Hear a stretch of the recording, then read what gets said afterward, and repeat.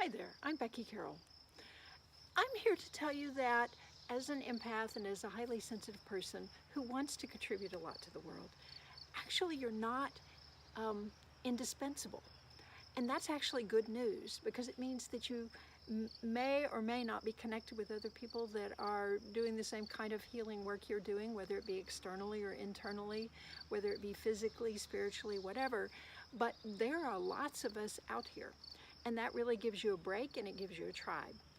And it's really important to be able to do your best work to make sure that you are taking breaks, that you're getting outside, that you're really taking care of yourself. And I know that's one of the things that we're often not that good at because we think, oh my gosh, we got so many people to heal.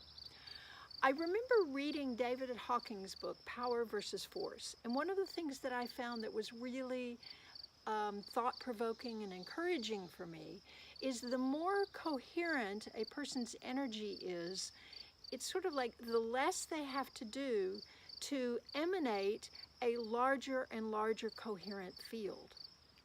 And that's really what we want to get to, is energy conservation for ourselves by taking good care of ourselves, by finding joy in our lives, by learning how to get our own nervous systems more regulated, more resilient, so that we could basically just walk into a room and not really be thinking about anything, but know that it was emanating and somebody else was picking up that coherent vibe.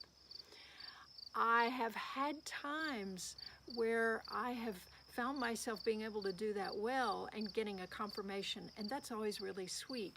I was at a retreat not too long ago, and at one point we had to sit in a circle and we had to just put our hands, we took turns putting our hands on another person and just doing something that was giving them some kind of healing energy.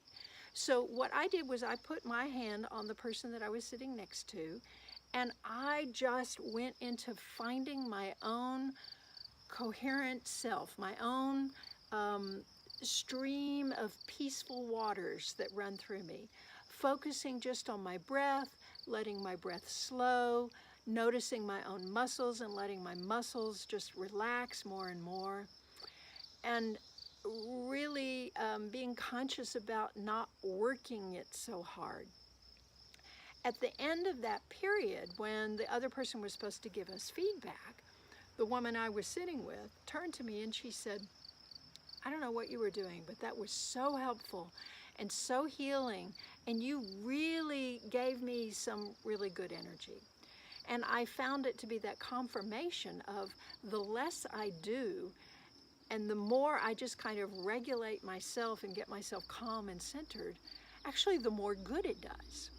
So here's my challenge to you, and I would love to hear you come back and report what happens, is to notice what happens to the people around you, or maybe it's somebody that you are just getting to just, touch because there's somebody you love, and you just center yourself as best you can.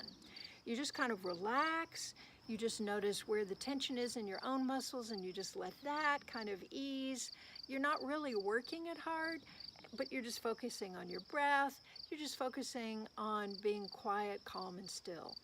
And then see what happens. Perhaps ask the person for feedback.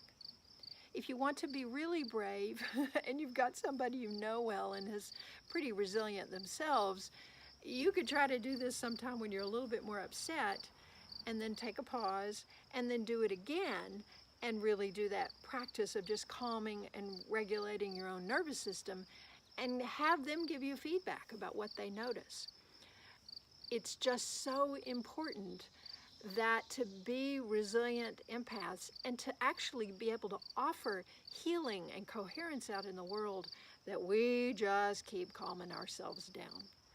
So I would like you to report back and tell us what happens. I really want you to be the kind of empath, the kind of highly sensitive person who not only thrives, but does it as easily as possible.